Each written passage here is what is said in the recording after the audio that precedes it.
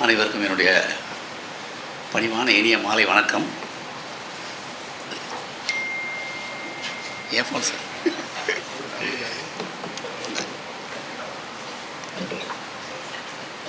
குறிப்பாக வானம் இலக்கிய மன்றத்தை சார்ந்த இளைஞர்களுக்கு என்னுடைய மனமார்ந்த பாராட்டுகளையும் வாழ்த்துக்களையும் தெரிவிக்கிறேன். ஏன்னா எல்லா இலக்கிய கூட்டங்கள்லையும் அபோவ் 40 பார்த்து ஒரு மாதிரி வறட்சியாக ஃபீல் பண்ணுற இடத்துல ஒரு அரங்கு சனிக்கிழமை மாலையில் இவ்வளவு நிறைந்து நிற்கிது, ஒரு எழுத்தாளரை கௌரவிக்கிறதுக்காக இவ்வளோ பேர் கூடியிருக்கீங்க அப்படிங்கிறது எனக்கு மிகுந்த மன மகிழ்ச்சி இல்லை. நண்பர் துளசி சார் பேசும்போது என்கிட்ட சொன்னார், இது புத்தகத்தை படிச்சுட்டு வந்திருக்காரு, அதுக்காக நன்றின்னு சொன்னார். அவர் ஏன் அப்படி சொன்னார்னு எனக்கு தெரியும். ஏன்னா பொதுவாக அந்த சினிமா சம்மந்தப்பட்ட ஆட்கள் கூப்பிட்ருவாங்க வாங்கன்னு. அவங்க என்ன செய்வாங்க, பல இடங்கள் நான் பார்த்துருக்கேன். ஒரு சிறுகதை தொகுதி கொடுத்தோன்னா அதில் ஒரு கதை தான் படித்தேன்னு சொல்லுவாங்க. சில அந்த ஒரு கதையும் கூட படிக்கலம்பாங்க. என்னை பொறுத்தளவு ஒரு நிகழ்ச்சியை ஒத்துக்கிட்டேன்னா படிக்கணும்னு சொல்லிட்டேன்னா அதை கண்டிப்பாக படிச்சிருவேன். ஏன்னா அதுதான் நம்ம செய்யக்கூடிய குறைந்தபட்ச மரியாதை. நம்மளை மதித்து கூப்பிட்றவங்கள அப்புறம் ஒரு எழுத்தாளரை படிக்கிறதுங்கிறது வாழ்க்கையில் ரொம்ப முக்கியமான விஷயம். அதை தவிர்க்கவே கூடாது. இமயம் அவர்கள் மீது எனக்கு மானசீகமாக ஒரு மிகுந்த ஒரு சகோதரன் போன்ற ஒரு பிரியம் எனக்கு இருக்குது. அது அவர் எழுத ஆரம்பிச்சு என்னென்னா, நான் 95 எழுத வந்தேன். அவர் 94 அவருடைய கோவேறு கழுதைகள் எழுத்தின் மூலமாக உள்ள வரார். கோவேறு கழுதைகள் நீங்கள் பார்த்துருப்பீங்க. இப்போ இளையராஜா அப்படின்னு ஒரு பெரிய ஆள் ஃபீல்டுக்குள்ளே வர்றாருன்னா அன்னக்கிளின்னு ஒரு பெரிய படத்தோடு வருவார். பாரதி ராஜா வந்தால் 16 வயதுங்கிற மாதிரி ஒரு படத்தோடு வருவார். அந்த மாதிரி ஒரு மிகப்பெரிய ஒரு நம்பிக்கையை விதைக்கக்கூடிய ஒரு ஆள் வரும்போதே அந்த நட்சத்திரம் தெரியும் நமக்கு. இமயம் அப்படி ஒரு பிக் பேங்காக உள்ள வந்தவர். கோவேறு கழுதைகளை அப்போ அது படிக்காதவங்களும் பாராட்டாதவங்களுமே கிடையாது. அப்படிப்பட்ட ஒரு அற்புதமான இன்னைக்கு படித்தாலும் மிக அற்புதமான ஒரு நாவல் மூலமாக உள்ள வந்தார். தொடர்ந்து இயங்கிட்டு இருக்கார். இடைவிடாது தொடர்ந்து அதே சீரான தரத்துடன், இன்னும் சொல்லப்போனால் நாளுக்கு நாள் அவருடைய எழுத்து இன்னும் வலிமையாகவும் வீரியமாகவும் வெளிப்பட்டுகிட்டே இருக்குது. அதை நான் படிப்படியாக கூடவே கவனிச்சுட்டு வரேன். அவருடைய படைப்புகளை பெரும்பாலும் நானும் படிச்சிருக்கேன். எனக்கு அவர்கிட்ட பிடிச்ச மிகப்பெரிய முக்கியமான விஷயமாக நான் பார்க்குறது எந்த ஒரு ஜோடனையோ அலங்காரமோ அனாவசிய வர்ணனைகளோ இருக்காது. ஒரு ராவான துளசி சார் சொன்ன மாதிரி அவர் ஒரு யதார்த்தமாக இந்த மண்ணுக்குள்ளேருந்து வந்த ஒரு காட்டு செடி மாதிரி தன்னுடைய வாழ்க்கையை தான் பார்க்கிற மனிதர்களை எந்த விதமான பூச்சிக்களும் இல்லாமல் நேரடியாக மேக்கப் இல்லாத ஒரு ஆள். அவரே ஒரு மேக்கப் இல்லாத ஆள் தான். எனக்கு முன்னாடி பேசினவங்க அந்த பொண்ணு உண்மையிலே ரொம்ப ரொம்ப ஸ்மார்ட்டு, ரொம்ப அருமையாக பேசினாங்க. எனக்கு ரொம்ப பிடிச்சிருந்தது. என்னென்னா, அந்த பொண்ணு இந்த புத்தகத்தை மனப்பாடமே பண்ணியிருக்கு. அது படிக்கலை. அந்த பொண்ணு பேச பேச இது முழுக்க சொல்லி முடிச்சிடும் போல் இருக்கே அப்படின்ற ஒரு பதட்டம் எனக்குள்ளே ஏற்பட்டுருச்சு. ஏன்னா சில உணர்வுகளை அதை பற்றியெல்லாம் நான் பேசணும்னு நினச்சேன். அந்த உணர்வுகளை அந்த பொண்ணு தொட்டு காமிச்சிச்சு. ஒரு அருமையான வாசிக்கக்கூடிய ஒரு இளம் வாசகி அப்படிங்கிற ஒரு பெரிய நம்பிக்கை இருக்குது. ஏன்னா இன்றைய மாணவர்கள் மத்தியில் துளசி சார், நான் இந்த மாதிரி ஆட்கள்லாம் தொடர்ந்து ஒரு தளர்ச்சி அடையாமல் ஒரு வேலையை செய்கிறோன்னா தயவுசெய்து படிக்கணும்னு சொல்லிகிட்டே இருக்கோம். நீங்கள்லாம் படிக்கணும். இப்போ இவங்க மாதிரி ஆளை நீங்கள் படித்தீங்கன்னா இந்த சமூகத்தோட குறுக்கு வெட்டு தோற்றம் உங்களுக்கு தெரியும். நம்ம சமூகத்தை மேம்போக்காகவே பார்த்துட்ருக்கோம். ஆனால் சமூகத்துக்குள்ளே என்ன மாதிரியான அடுக்குகள் இருக்குது, என்ன மாதிரி சிக்கல் இருக்குது, என்ன மாதிரியான பிரச்சனைகள் இருக்குது, என்ன மாதிரியான வகைகள் இருக்குது, அடுக்குகள் எப்படி இருக்குது, ஒவ்வொருத்தரும் சந்திக்கக்கூடிய பிரச்சனை எப்படி மனிதனுக்கு மனிதன் வேறுபடுது அப்படிங்கிறத பற்றியெல்லாம் ஒரு தீவிரமான ஒரு உள்ளார்ந்த பார்வையை நம்ம அடையணும்னா இமயம் போன்ற எழுத்தாளர்கள் நீங்கள் படிக்கணும். இந்த கதை ஆக்சுவலாக இமயம் பற்றிய அவர் நாவல் பற்றி நீங்கள் பேசணும்னு துளசி சொன்னார். எனக்கு ரொம்ப மகிழ்ச்சியாக இருந்துச்சு. ஏன்னா எனக்கு பிடிச்ச ஒரு ரைட்டரை பற்றி நான் பேச போகிறேன் என்ற மகிழ்ச்சி. எந்த புத்தகம்னு அவர் முதல்ல சொல்லலை. அப்புறம் இமயம் தான் எனக்கு இந்த புத்தகத்தை அனுப்பிச்சு இதை தான் நீங்கள் பேச போகிறாரு. முதல்ல எவ்வளோ மகிழ்ச்சி அடைந்தனோ அந்த நாவலை படிக்க ரொம்ப ரொம்ப துயரம் அடைஞ்சிட்டேன். என்ன சொல்கிறது, ஒரு நாவலை படிக்கும்போது அந்த நாவலில் தோய்வதுங்கிற இயல்பு. எவ்வளவோ கதைகளை படிக்கிறோம். அந்த கதைகள் நம்மளை டிஸ்டர்ப் பண்ணலைன்னா அது ஒரு நல்ல கதையே கிடையாது. ஒரு கதை அதை வாசிக்கும்போது உங்களுக்கு ஒரு தொந்தரவு செய்யணும். அந்த கதைக்குள் நீங்கள் நுழையும் போது இருக்கிற மனநிலை, அந்த கதையை நீங்கள் முடித்து விட்டு வெளியேறும்போது வேறு ஒரு விதமான மனநிலையை மாறி இருக்கணும். அந்த கதை உங்களுக்கு ஏதோ ஒன்று கொடுத்துருக்கணும். இந்த கதை கொடுத்த கொடுப்பு இருக்குல்ல, தாங்க முடியல. அது படித்து முடித்த பிறகு ஒரு விதமான ஆசுவாசப்பட்டேன். நீங்கள் ஒரு பெரிய ஒரு ஜெயிலில் இருந்துட்டு ஒருத்தன் வெளியில் வந்தால் எப்படி இருக்கும், அப்பாடா வெளியில் வந்துட்டோம், அந்த மாதிரியான ஒரு மன துயரை நைட்டெல்லாம் தூங்கலை. நான் சில அத்தியாயங்களை படிச்சுட்டு இதுக்கப்புறம் அதை கண்டினியூ பண்ணக்கூடாதுன்னு வச்சுட்டு கண்ணை போனால் என்னுடைய கனவில் அந்த பாப்பா சொல்லிச்சு இல்லையா, அந்த கதையில் வந்து 2 இடத்துல கனவு வரும். 3 பாகங்கள் அந்த கதை பிரிஞ்சிருக்கு. கதையின் துவக்கத்திலே ஒரு கனவு, அந்த கனவு முடிஞ்சோடனே வந்து ஒரு சர்ஜரியில் இருக்கான்னு தெரியும். 2வது பாகத்தில் கனவு இருக்காது, 3வது பாகத்தில் மறுபடியும் ஒரு கனவு.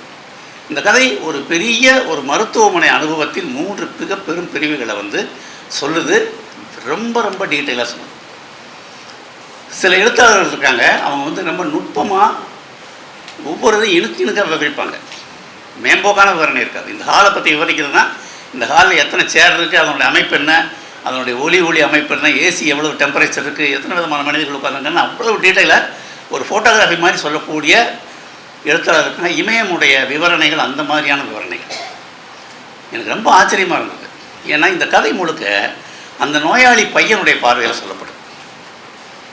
நீங்கள் ஒற்றைத்தன்மையில் ஒரு பார்வையில் ஒரு நாவலை சொல்லும்போது, ஆசிரியர் பார்வையில் சொல்லும்போது எல்லாத்துக்குள்ளேயும் போய் நீங்கள் வர முடியும், எல்லாருடைய மன உணர்வுகளையும் நீங்கள் சொல்ல முடியும். ஆனால் அந்த பையன் பாயிண்ட் ஆஃப் வியூலேருந்து அந்த கதை நகருது. ஆனால் அந்த பையன் பாயிண்ட் ஆஃப் வியூலே எல்லாத்தையும் சொல்கிறார்.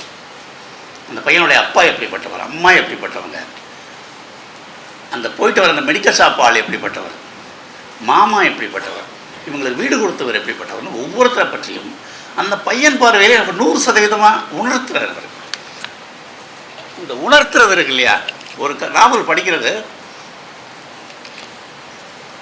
வெறுமனே படிக்கிறது இல்லை. அந்த நாவல் வந்து என்னைய உலுப்பி எடுத்து என்ன யோசிக்க வச்சது, இந்த நாவல்லேருந்து எனக்கு என்ன கிடைச்சதுங்கிற ரொம்ப முக்கியம். இந்த நாவல் உங்களுக்கு கொடுக்க வருது ரொம்ப பெரிய ஒரு இதை கொடுக்குது. அந்த பையன் பாயிண்ட் ஆஃப் வியூவில் எல்லாமே நடக்குது. ஒவ்வொரு வலியையும் மருத்துவத்துறையில் இருக்கக்கூடிய அந்த ட்ரீட்மெண்ட் இருக்கு இல்லையா. இப்போ இதில் எத்தனை பேர் இந்த புத்தகத்தை படிச்சிருக்க வாய்ப்பு இருக்குன்னு எனக்கு தெரியல. அவங்க ஓரளவு அந்த கதையுடைய இப்படி தான் இருக்குன்னு அந்த பாப்பா சொல்லிடுச்சு. கிட்னின்னு நமக்கு 2 ஒரு நம்முடைய பல உறுப்புகளில் கிட்னின்னு ஒன்று இருக்குது. அந்த கிட்னி வந்து ஒவ்வொருத்தருக்கு 2 இருக்கும். சில பேருக்கு ரொம்ப ரேராக 1 தான் இருக்கும். இந்த 2 கிட்னியில் 1 பழுதடைஞ்சிட்டா கூட சமாளிக்கும். ஸ்டாண்ட் பையாக தான் இன்னொன்று இருக்குது. 2மே பழுதடையும் போது உங்களுக்கு இருக்கக்கூடிய வழி என்னென்னா, ஒன்று டயாலிசிஸ், அதாவது ரத்தம் வந்து இப்போ மாசடைஞ்சிக்கிட்டே இருக்குது. ஒவ்வொரு நாள் நம்ம சாப்பிட்ற உணவு எல்லாத்தின் வழியாக ரத்தம் வந்து மாசடைஞ்சிக்கிட்டு இருக்கு. அந்த மாசை வந்து கிட்னி வந்து வடிகட்டி ரத்தத்தை சுத்தமாக்கி உள்ள அனுப்பிச்சிட்ருக்கு. இது இயற்கையாக நடக்கலைங்கும் போது வெளியில் இருக்க ஒரு மிஷினில் நம்ம ரத்தத்தை கொடுத்து அதை திருப்பி சுத்திகரிப்பு பண்ணி உள்ளே அனுப்புகிறோம். அதுதான் டயாலிசிஸ். அந்த டயாலிசிஸும் ஒரு கட்டத்துக்கு மேலே செய்ய முடியாது, அல்லது இந்த டயாலிசிஸ் ரொம்ப நாளைக்கு பண்ணுறது நோயாளிக்கு உகந்ததாக இருக்காது. அப்படிங்கும்போது என்ன செய்கிறாங்கன்னா, கிட்னி டிரான்ஸ்பிளான்டேஷன் ஒன்று பண்ணுறாங்க. அதாவது 2 கிட்னி இருந்தாலே, ஒரு கிட்னி இருந்தாலே சமாளிக்க முடியுங்கிற பட்சத்தில் ஒரு கிட்னி வந்து டொனேஷன் வாங்கி நமக்கு பொறுத்துறது. இதுதான் அந்த மருத்துவ சிகிச்சையுடைய அடிப்படையான விஷயம். ரொம்ப எளிமையாக சொல்கிறேன். அந்த நாவலில் படித்தீங்கன்னா இன்னும் தெளிவாக தெரியும். இதில் ஒவ்வொரு டீட்டெயிலும், ஒவ்வொரு மருந்தும் எல்லாமே இந்த பையன் பார்வையில் சொல்லப்படுது. எனக்கு ரொம்ப ஆச்சரியம் என்னென்னா, முதல்ல அவங்க சொன்ன மாதிரி நம்ம என்ன வகுப்பை சார்ந்திருக்கோம்னு ஒன்று இருக்குது. பெரிய பணக்காரங்களை விட்டுருங்க, நம்ம எல்லாருமே மிடில் கிளாஸ், லோயர் மிடில் கிளாஸில் தான் இருப்போம். புத்தர் சொல்கிறார், புத்தர் வந்து வாழ்வின் மிகப்பெரிய துயரங்களாக அவர் சொன்னது என்னென்னா, மூப்பு, பிணி, சாக்காடு. பிணி, மூப்பு, சாக்காடுன்னு சொல்கிறார். இந்த பிணி இருக்குல்ல, நோய், இந்த நோய் மீது தான் வந்து ஒரு குடும்பத்தை புரட்டி போடக்கூடிய ஒரு தன்மை ஒரு நோய்க்கு இருக்குது. அதுலேயும் சில நோய்கள் வந்துட்டால் அந்த குடும்பம் நிலைகுலைஞ்சு போயிடும். அப்படி நிலைகுலைந்த ஒரு குடும்பத்தின் மனநிலை என்னவாக இருக்கும்னு இந்த நாவல் வந்து அப்படி உங்களுக்கு படம் வெளிச்சம் போட்டு காட்டு. அந்த அப்பா இருக்கார்ல, அவர் வந்து ஒரு ஜாலியான ஆள். வெள்ளை வேஷ்டி, வெள்ளை சட்டை மாறாது, பவுடர் போடுவார், கொஞ்சம் ஷோக்கான ஆள். ரைஸ் மில் வச்சுருக்காரு. ரைஸ் மில்லுக்கு வந்து வர்ற பெண்கள்கிட்ட ரொம்ப ஃப்ரெண்ட்லியாக பேசக்கூடியவர். எந்த அளவுக்கு ஃப்ரெண்ட்லின்னு நமக்கு தெரியல. அது இந்த பையன் பார்வையில் சொல்கிறதுனால அது ஓரளவுக்கு மேலே அம்மாவுக்கும் அப்பாவுக்குமான கான்வர்சேஷன் வழியாக அது நமக்கு வருது. ஏன்னா அவங்க அம்மா எப்போ தான் சொல்லிகிட்டே இருக்கா, நீ ரைஸ் மில்லில் அந்த பொம்பளைக்கிட்ட பண்ண பாவத்தில் தான் இவனுக்கு இப்படி ஆகிப்போச்சுன்னு சொல்கிறான் ஒரு கட்டத்தில். ஏன்னா பெண்களுடைய இயல்பு வந்து எல்லாத்துக்கும் ஒரு காரணம் வேணும் நமக்கு.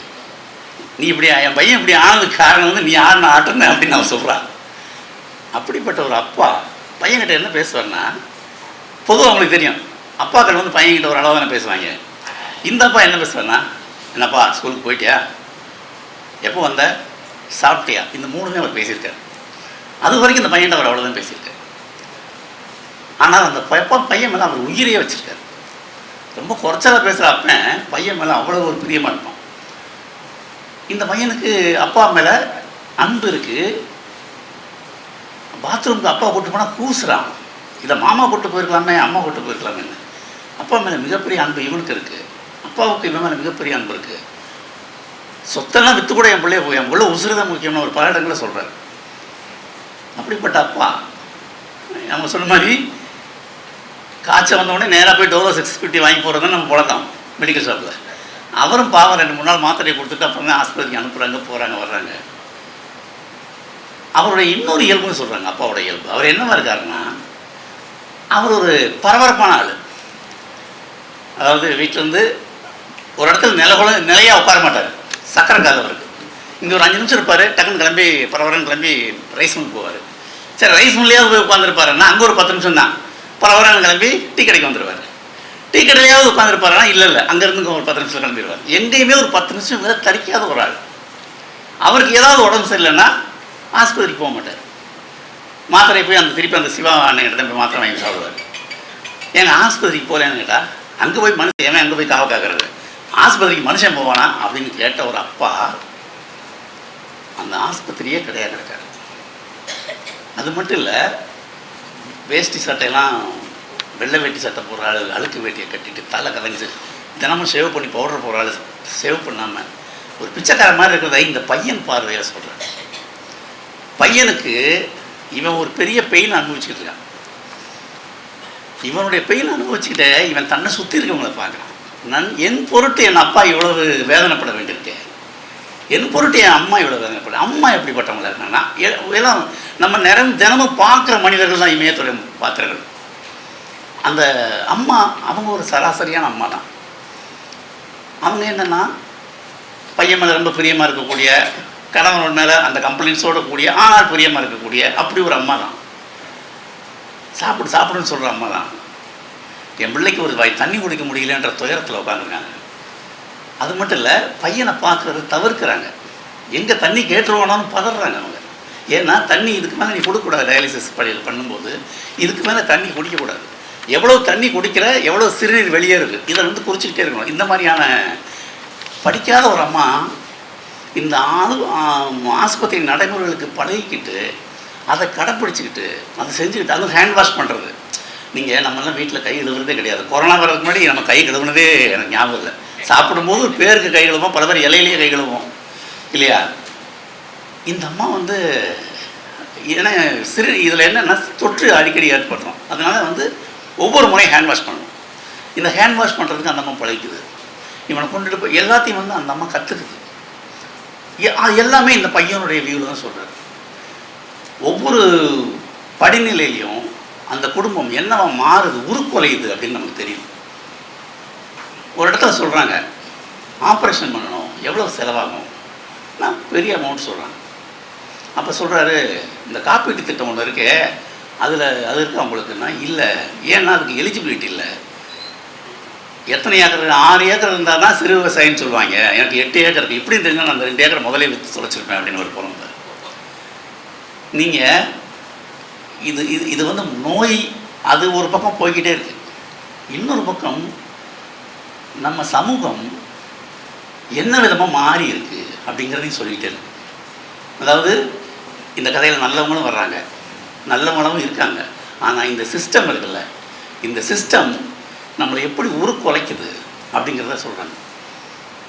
அதாவது அவர் சொல்கிறாரு, பல இடங்களில் இமயத்துடைய அந்த வசனங்கள் இருக்குல்ல, வசனம்னா அவங்க பேசிக்கிற உரையாடல், அது அப்படியே அவருக்கு இயல்பாகவே இவர் துளசி சொன்ன மாதிரி அந்த மாவட்ட வழக்கு அது ரொம்ப ருசியான ஒரு பேச்சு வழக்கு. அவர் சொல்லுவார், ஒரு மனுஷன் இங்கே சாகிறத விட உயிரோடு இருக்கிறது தான் ரொம்ப கஷ்டமாக இருக்குது அப்படின்னு சொல்கிறார். வாழ்கிறது தான் ரொம்ப கஷ்டமாக இருக்குது, நம்மளுடைய பொழப்பு தரையில் சிந்த தண்ணி மாதிரி ஆகிப்போச்சு அப்படின்னு அவர் சொல்கிற ஒவ்வொரு வசனமும் நம்மளை வந்து அந்த ஒரு எழுத்தாளர் இருக்கார் இல்லையா, ஒரு எழுத்தாளனுக்கு வந்து மொழி ஆளுமை எவ்வளவு முக்கியம்னு இமயத்தோட உரையாடலில் பார்த்தா உங்களுக்கு தெரியும். அவர் ஒவ்வொரு கதையிலையும் அவரோட உரையாடல் வந்து அவ்வளோ நெருக்கமாக இருக்கும் நமக்கு. இத்தனைக்கும் அந்த வட்டார வழக்கு எனக்கு பரிச்சயம் கிடையாது. ஆனால் அவர் சொல்கிற ஒவ்வொரு வார்த்தையும் நச்சுன்னு அதை படிக்கும்போது நமக்கு அவ்வளவு இதாக இருக்குது. அந்த ஹாஸ்பிட்டலில் கொண்டாந்து சேர்த்துடுறாங்க. அதுலேயும் வந்து அந்த டீட்டெயில் எப்படின்னா, முதல்ல வந்து காலில் பண்ணுறாங்க. காலில் பண்ணிட்டு போது ஒரு கட்டத்துக்கு மேலே பண்ணுங்க கழுத்தில் போடுறாங்க. ஒவ்வொன்றுமே மிகுந்த வலி நிறைந்த ஒரு ப்ராசஸ்.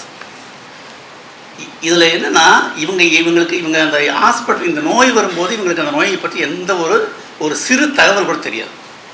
ஆனால் ஒவ்வொன்றா இவங்க ஒவ்வொரு விஷயமா நடந்துக்கிட்டே இருக்கு இவங்க லைஃப்பில். இவர் என்ன சொல்கிறாங்கன்னா, அப்பா பிரச்சனை என்னன்னு தெரிஞ்சு போச்சு, ஆனால் அந்த பிரச்சனை எப்போ தீரும்னு தெரியலையே, கஷ்டம் என்னன்னு தெரியுது, இந்த கஷ்டத்துக்கு முடிவு என்னன்னு தெரியலையே அப்படிங்கிற அந்த தவிப்பு வந்து அந்த கதை நெடுக வெளிப்பட்டுக்கிட்டே இருக்கு. ஒரு நோய் வந்துருச்சு, அந்த நோய் வந்து நான் இவ்வளவு செலவு பண்ணால் அந்த நோயிலேருந்து மீட்டு பையனை எடுத்துடலாம் அப்படிங்கிறது தான் ஒரு தகப்பனுடைய பிளைண்டான நம்பிக்கை. நம்ம எல்லாருக்கும் அதுதான். பொதுவாக ஆண்களுடைய இது என்னென்னா, ஒரு பிரச்சனையா அந்த பிரச்சனையை வந்து ஒரு முயற்சி எடுத்து அதில் ஒரு செலவு பண்ணி அதை தீர்த்திடலாம் அப்படிங்கிறது தான் ஒரு ஆணுடைய நம்பிக்கையாக இருக்கும். பொதுவாக ஆண்கள் வந்து அந்த மாதிரி தான் இருக்காங்க. இவர் அந்த மாதிரியான ஒரு ஆள் தான். எவ்வளோ செலவு பண்ணியாலும் என் பிள்ளை காப்பாற்றிடணுங்கிறது நோக்கம். அப்போ அதில் என்ன ஒரு உள்ளார்ந்த அர்த்தம்னா, செலவு பண்ணால் அவனை காப்பாற்றிடலாங்கிறது இவரோட நம்பிக்கை. ஆனால் ப்ராக்டிக்கலாக அது அப்படி இல்லை. ஏன்னா இந்த மாதிரி ஒரு வியாதி வந்து சொல்யூஷனுங்கிறது தள்ளி போய்கிட்டே இருக்கு. அதுதான் பிரச்சனை. முதல்ல என்னென்னா, டயாலிசிஸ் பண்ணால் பையன் இருப்பான். டயாலிசிஸ் பண்ணிட்டு இருக்காங்க. அந்த டயாலிசிஸ் போய்கிட்டே இருக்குது. அப்போ ஒரு கட்டத்தில் சரி டிரான்ஸ்பிளான்ட் பண்ணால் இருப்பான். டிரான்ஸ்பிளான்ட் பண்ண பிறகும் அதுக்கப்புறம் ஒரு வாழ்க்கை இருக்குல்ல, அந்த வாழ்க்கை அவ்வளோ சுலபமான வாழ்க்கைகள் தெரிய வருது. இந்த பயமும் இந்த பீதியும் இருக்குல்ல, அவர் நடுங்கிக்கிட்டே இருக்கார். அந்த கதை முழுக்க அந்த தகப்பனுடைய நடுக்கம் இருக்குல்ல, அதை நான் ஃபீல் பண்ணுறேன். நான் அந்த கதையை வாசிக்கும் போது எப்போவுமே ஒரு கதையை வாசிக்கும்போது நம்மளை அந்த கதையின் பாத்திரங்களோடு ஐடென்டிஃபை பண்ணிக்குவோம். இந்த கதையில் அந்த பையனோட என்னை என்னால் ஐடென்டிஃபை பண்ணிக்க முடியல, அந்த அப்பாவோட தான் என்னை என்னால் ஐடென்டிஃபை பண்ண முடியுது. இது என்னுடைய குழந்தைக்கு இந்த துயரம் தான் எனக்கு எப்படி பதறும் அப்படிங்கிற அந்த எண்ணத்தில் இதை படிக்கும்போது அது மேலும் வலி மிகுந்த ஒரு விஷயமா இருக்குது. இந்த மாதிரி இப்படி ஒரு முடிவில்லாமல் போய்கிட்டு இருக்குல்ல, இதுக்கு என்ன சொல்யூஷன் இருக்க முடியும் அப்படிங்கிற அந்த கேள்வி வந்து அந்த குடும்பத்தை போட்டு உழுக்குது. அவர் என்ன பண்ணுறாரு, பணத்துக்கு ஒரு பக்கம் இதில் வந்து என்னென்னா, நீங்கள் யோசிச்சு பாருங்கள், ஹாஸ்பிட்டலில் கூட இருக்கவங்களுக்கு அட்டெண்டர்னு பேர். எனக்கு அதை படிக்க ஒன்று தோணுச்சு. அட்டெண்டரில் அவங்க இணை நோயாளிகள் தான் கூட இருக்கவங்க, அவங்க அட்டெண்டர் கிடையாது. ஏன்னா அவனுக்கு ஒரு வலி இருக்குல்ல, அதை விட ஒரு மிகப்பெரிய வலி அந்த அப்பாவுக்கு இருக்குது. அவனுக்கு ஃபிசிக்கல் பெயின் மட்டும் இருக்குது. இவர் அந்த ஃபிசிக்கல் பண்ணி இவர் ஃபீல் பண்ணுறாரு. அது மட்டும் இல்லை, ஒரே நேரத்தில் மனைவியை கொஞ்சம் சமாதானப்படுத்தணும், பையனை தைரியமாக இருக்க வைக்கணும், அதே சமயம் இவரே தைரியம் இல்லாமல் தான் இருக்காரு, பணத்துக்கு ரெடி பண்ணணும். இதுக்கு நடுவில் ப்ராக்டிக்கலாக பேசுகிறார். ஏன்னா அவர் ரைஸ் மில்லை விட்டு எங்கேயுமே போகாத ஒரு ஆள். அங்கே ஒரு கணக்குள்ள இருக்காது. கணக்குள்ளே போய் ரைஸ் மில்லுக்கே போகலை. 10 நாள் வந்து மெட்ராஸில் உட்காந்துருக்காரு டயாலிசிஸ் பண்ணும்போது. ஊருக்கு போய் ஒரு பார்த்துட்டு வந்துடுறேன் அப்படின்னா, எதுக்கு போகிற, ஆஸ்பத்திரியை பிள்ளையை விட்டுட்டுன்னு நம்ம கேட்குது. ஏன்டி நான் 10 நிமிஷம் வெளியே போனாலும் அவன் வந்து ஒரு கள்ள கணக்கு எழுதிடுவான், காசு இது பண்ணிடுவான், ஒரு நாள் போடணும்னு சிக்கலாகும், 10 நாள் அவன் என்ன பண்ணி வச்சுருக்கானோ அப்படிம்பாரு. அந்த மாதிரியான ஒரு வியாபாரம் பற்றின கவலை அது இருந்துக்கிட்டே தான் இருக்கும். நடுவில் வந்து இந்த மருத்துவ செலவு இருக்குல்ல, இதை நீங்கள் ப்ரிடிக்ட் பண்ணவே முடியாது. டக்குன்னு டெஸ்ட் எடுக்க சொல்லிக்கிட்டே இருக்காங்க. இன்றைய மருத்துவ முறையை பற்றின மிக கடும் விமர்சனங்கள் ஒரு பகுதியில் இருக்குது. அது என்னென்னா, உங்களை கைட் பண்ணுறதுக்கு பதில் உங்களை குழப்புது. அதுக்கு ஒரு விதத்தில் வந்து அது நம்ம எல்லாரையும் குறையும் சொல்லிட முடியாது. ஏன்னா நம்மளுடைய பார்வையில் நம்ம என்ன நினைக்கிறோம்னா, டாக்டர்ஸை வந்து நம்ம வந்து கடவுள் மாதிரி நினைக்கிறோம். அவங்க வந்து எல்லாத்துக்கும் சொல்யூஷன் கொடுத்துருவாங்கன்னு நினைக்கிறோம். ஆனால் டாக்டராலே அது முடியாதுங்கிறத ஒரு டாக்டரே சொல்கிறார்.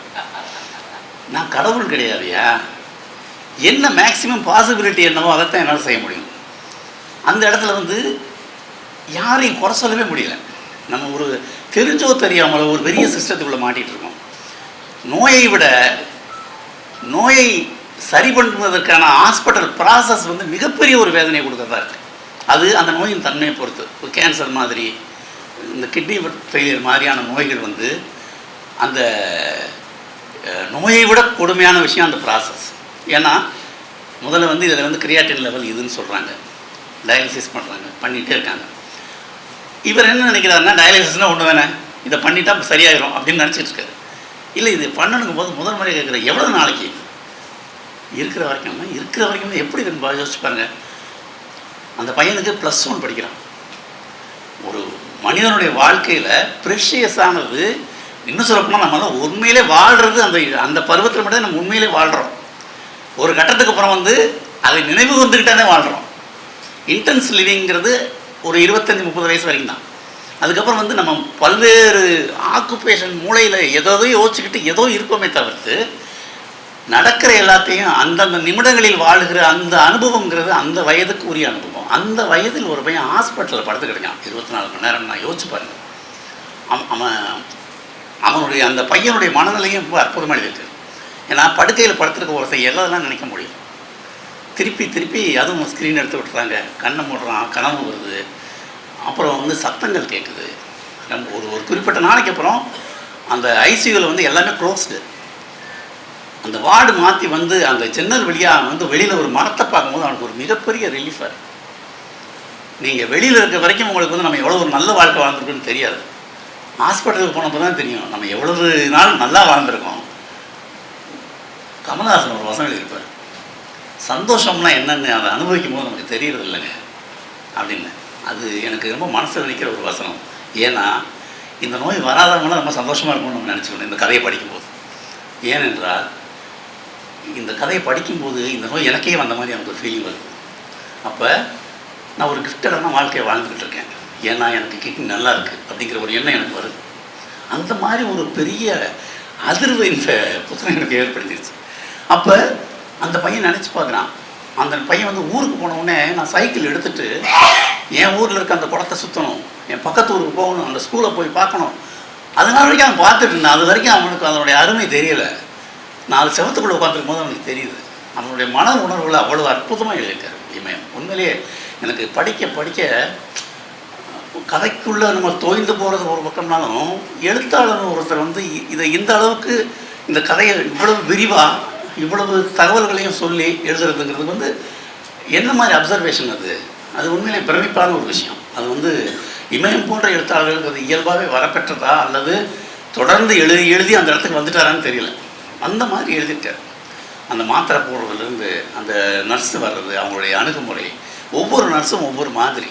அதில் வந்து ஒரு நர்ஸு தான் கொஞ்சம் சிரிச்சே பேசுகிறாங்க, மீதி எல்லாருமே வந்து அந்த சிஸ்டத்துக்குள்ளே இருக்காங்க. அந்த சிஸ்டத்துக்குள்ளே நீங்கள் இவ்வளவு தான் சொல்லணும். கிரியாட்டின் லெவல் இந்த இடத்துல கூடி இருக்குது அப்படிங்கும்போது, நேற்று இந்த மீட்டரில் இருக்குது, இன்றைக்கி எவ்வளவு அப்படின்னு கேட்கும்போது அதை டாக்டர் தான் சொல்லணும். அதை நீ சொல்லி தொலைச்சத்தான் என்ன அப்படின்ற கேள்வி வருது. இந்த மாதிரி ஒவ்வொரு இடத்துலையும் யோசிச்சு பாருங்கள். இப்போது உங்களுக்கு கூட அனுபவம் இருக்கலாம். ஏதோ ஒரு மெடிக்கல் டெஸ்ட் நம்ம எடுத்துட்டோம்னா அந்த ரிசல்ட் வர வரைக்கும் நமக்குள்ள ஒரு பதட்டம் இருந்துக்கிட்டே இருக்கு. அந்த ரிசல்ட் வந்து அது என்னன்னு தெரிஞ்சப்பறம் தான் அந்த பதட்டம் விலகும். ஒரு மனிதனுக்கு, அந்த அம்மாவுக்கும் அப்பாவுக்கும் ஒவ்வொரு நாளும் ரிசல்ட் பதட்டம் இருந்துக்கிட்டே இருக்குது. இந்த நிரந்தரமான பதட்டம் ஒரு நாள் இருக்கலாம், 2 நாள் இருக்கலாம், ஒரு 6 மாதம் நீடிச்சா, 1 வருஷம் நீடிச்சா அந்த வாழ்க்கை என்னவா மாறும். ரொட்டீன்கிறதே இல்லை அவங்களுக்கு. அந்த ஹாஸ்பிட்டலுக்குள்ளேயே கடந்து வளர்றாங்க. இந்த நாவலில் அந்த முதல் பகுதியில் அந்த டயாலிசிஸ் ஏரியா மட்டும் போயிட்டே இருக்கு. டயாலிசிஸுக்கான அந்த இதை வந்து பண்ணுறாங்க. முதல்ல தொடையில் பண்ணுறாங்க. உயிரை காப்பாற்றணுன்ட்டு உடனடியாக இதில் பண்ணணுமோ பண்ணிட்டாங்க. அதுக்கப்புறம் கழுத்தில் ஒரு 3 தொலை, அதில் வந்து 3 டியூப் நீட்டிகிட்டு இருக்கு. இந்த பையன் வந்து வீல் சேரில் போகும்போது வரும்போது இந்த அந்த வயதுக்கே ஒரு கான்சியஸ் இருக்கும்ல, அந்த வயதில் வந்து நம்மளை யாரும் வந்து இப்படியெல்லாம் பார்த்துடக்கூடாது. இவன் கர்ச்சீப்பை வச்சு அதை மூடிக்கிட்டே இருக்கான், யாரும் அதை பார்த்துடக்கூடாது. பார்க்குறதுனால ஒன்றும் ஆக போகிறதில்ல, ஆனால் அந்த பையனுக்கு கூச்சமாக இருக்குது அதை காட்டுறது. அதுக்கப்புறம் வந்து ஃபிஸ்டூலான்னு ஒன்று போடுறாங்க. ஞானி வந்து கிட்னி பாதிக்கப்பட்டவர். எனக்கு இதை படிக்கும்போது ஞானியின் ஞாபகம் தவிர்க்க முடியாமல் வந்துச்சு. அவர் அந்த ஃபிஸ்டூலா அவருக்கு போட்டிருக்காங்க. எனக்கு ஃபிஸ்டூலா என்னன்னு இந்த நாவல் படித்து தான் தெரியும். ஞானி கூட அதை சொல்லலை. பாஸ்கர் இங்கே வாங்க அப்படின்னாரு. அதாவது ஒரு குழந்தை கிட்ட ஒரு விளையாட்டு ஜாமானை கூப்பிட்ற மாதிரியான ஒரு முகபாவத்தோட ஞானி என்னை கூப்பிட்டார். போனேன். அது என்ன ஃபெஸ்டிவலான என்ன வேற ஒன்றும் இல்லை. அது வந்து ரத்தத்துக்கு ஒரு பெரிய இதை வந்து ஏதோ இதில் இணைக்கிறாங்க. அதன் வழியாக தான் டயாலிசிஸ் நடக்க போகுது. ஞானிக்கு அதை செஞ்சுட்டாங்க. ஞானி கூப்பிட்டு இங்கே வாங்கன்னு கூப்பிட்டாரு. நான் போனேன். என்ன இங்கே தொட்டு பாருங்க அப்படின்னாரு. அந்த கையை அந்த இடத்துல நான் தொட்டு பார்த்த உடனே ஒரு பெரிய மோட்டார் வச்சு தண்ணி அரைச்சா ஒரு சத்தம் கேட்கும் பார்த்தீங்களா, அந்த அதிர்வு அது நான் ஃபீல் பண்ணேன். என்ன ஞானி இது அப்படின்னு. இது வழியாக தான் எனக்கு டயாலிசிஸ் இனிமேல் நடக்க போகுது அப்படின்னு உற்சாகமாக சொன்னேன். எனக்கு இந்த நாவல் படிக்கும்போது ஞானி மேல் இருந்த பிரமிப்பு பயங்கரமாக அதிகமாகிடுச்சு. இவ்வளவு பெயின்ஃபுல்லான ப்ராசஸ் கூட அவர் இருந்திருக்காரு. ஆனால் ஒரு நாளும் அந்த பெயின் அவர் சொல்லிக்கிட்டே இல்லை. அது ரொம்ப உற்சாகமாக சொல்லுவார். டயாலிசிஸ் ஓடிக்கிட்டு இருக்கும்போது அவர் வந்து தன்னுடைய கிண்டலில் புக்கு படிச்சுட்டு இருப்பார். டயாலிசிஸ்ங்கிறது ஒரு கட்டத்தில் வந்து ரொட்டீன் ஆகிடுது. அது ஞானி மாதிரி ஒரு அறிவான வயது முதிர்ந்த ஒருத்தருக்கு வந்து அதை எடுத்துக்கிட்ட விதம் வேறு. இந்த பையன் எனக்கு டயாலிசிஸ் நடக்குது, டிவி பாரு அப்படிங்கிறாங்க. இவன் டிவி பார்க்குறான். இந்த பையனோட மனநிலை வந்து ஞானியோட மனநிலை மாதிரி இருக்காதுல்ல. அவனுக்கு வந்து அந்த அதிர்வு வந்து ஏதோ கையில் ஒரு மோட்டார் ஓடிக்கிட்டு இருந்தால் எப்படி இருக்கும் உங்களுக்கு, அந்த மாதிரியான ஒரு அதிர்வு அவன் வந்து அவனால் சகிக்கவே முடியல. ஐயோ என்ன எப்படி இருக்குது அப்படின்னு பதறான் அவன். அந்த மாதிரியான ஒரு ட்ரீட்மெண்ட்டு. அப்புறம் ஒரு கட்டத்தில் இல்லை, இந்த கிட்னி வந்து டோனர் கொடுத்தா நல்லது அப்படிங்கிற ஒரு ஸ்டேஜுக்கு வராங்க அவங்க. இது வந்து அடுத்த கட்டம் இந்த கதையில். அப்போ வந்து கிட்னி யார் கொடுக்கலாம் அப்படிங்கும்போது அதில் அந்த தகவல்களோட அடுத்து நம்ம நுழையிறோம். யார் கொடுக்கலாம்னா பிளட் ரிலேஷன்ஸ் கொடுக்கறது பெட்டர். யாருடைய கிட்னி ரொம்ப பர்ஃபெக்டாக மேட்ச் ஆகுதுன்னா, நீங்கள் ஒரு ட்வின்ஸாக இருந்து உங்களுக்கு ஒருத்தருக்கு கிட்னி ஃபெயிலியர்னா இன்னொரு ட்வின்ஸில் இன்னொருத்தருடைய கிட்னி வந்து உங்களுக்கு 100% மேட்ச் ஆகிறதுக்கு, அதுவும் 99 அந்த மாதிரி மேட்ச் ஆகிறதுக்கு வாய்ப்பு இருக்குது. அப்படி இல்லைன்னா அம்மா அப்பா அந்த மாதிரியான ஒரு படிநிலைகள் இருக்குது. இதில் வந்து அம்மாவுக்கு கிட்னி கொடுக்கறதுக்கு முடிவு பண்ணுறாங்க. சுஜாதா காகித சங்கிலின்னு ஒரு கதையில் இருக்கார். ரொம்ப வருஷங்களுக்கு முன்னாடி முதல் முறையாக இந்த டயாலிசிஸ் இந்த கிட்னி எல்லாம் நான் அதில் தான் படித்தேன். அது என்ன மாதிரி கதைன்னா, ஒருத்தருக்கு இந்த மாதிரி கிட்னி ஃபெயிலியர் ஆயிரும், டயாலிசிஸ் எல்லாம் தாண்டி டிரான்ஸ்பிளான்டேஷன் தான் பண்ணணும் அப்படின்னு சொல்லுவாங்க. அப்போ வந்து உறவினர்கள் யாருமே கிட்னி கொடுக்க பயப்படுவாங்க. அந்த கிட்னி கொடுக்க பயப்படும்போது அதை ரிஜெக்ட் பண்ணுவாங்க. அது ஒய்ஃபு கொடுக்குறாங்கன்னப்போ அவங்க கிட்னி மேட்ச் ஆகாது. அவனுடைய சகோதரர்களோ அப்பா அம்மாவோ கொடுக்க தயாராக மாட்டாங்க. அவங்க பயத்திலே இருப்பாங்க. இந்த இதில் வந்து அவன் இதாகிருப்பான். அந்த உறவினர்களுடைய சுயநலம் தான் அந்த கதையில் பிரதானமாக இருந்துச்சு. அதில் தான் நமக்கு இது அறிமுகமாகுது. அப்புறம் மறைந்த நமது முதலமைச்சர் எம்ஜிஆருடைய கிட்னி ஃபெயிலியர் நடந்துச்சு. அவருக்கு வந்து அவருடைய சகோதரி மகள ஒரு உறவினர் லீலாவதின்னு ஒரு அம்மா கிட்னி கொடுத்தாங்க. இது ரெண்டு தான் நமக்கு இது வரைக்கும் தெரிஞ்ச தகவல். அதுக்கப்புறம் ஞானியோடைய கிட்னி இது எனக்கு தெரியும். இதில் வந்து அம்மா கொடுக்கலாம், அம்மாவுக்கு அதை பற்றிலாம் இல்லை, என் பையன் பொழைச்சா போதும் தான் இருக்காங்க. அவங்க இந்த கிட்னியை கொடுக்குறாங்க. அங்கே ஒரு ப்ராசஸ் இருக்குது இந்த கதையில். இந்த மருத்துவமனை வேதனை எவ்வளவு டிஸ்டர்ப் பண்ணிச்சோ அதே அளவுக்கு இது என்னை டிஸ்டர்ப் பண்ணிச்சு. ஏன்னா ஒரு நோய் வருவதும் அந்த நோயின் காரணமாக நம்ம படுற பாடுகள்ங்கிறது ஒரு இயற்கையான விஷயம் நம்ம வச்சுக்கலாம்.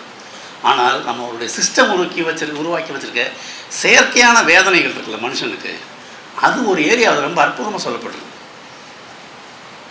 அம்மா அப்பா அம்மாவோட கிட்னியை பையனுக்கு கொடுக்க போகிறோம். இதில் என்ன பிரச்சனை இருக்க போகிறோம்? அம்மா கிட்னியை கொடுக்க ரெடியாக இருக்காங்க, பையனுக்கு ரெடியாக இருக்குது, டாக்டர் ரெடியாக இருக்குது, ஹாஸ்பிட்டல் ரெடியாக இருக்குது.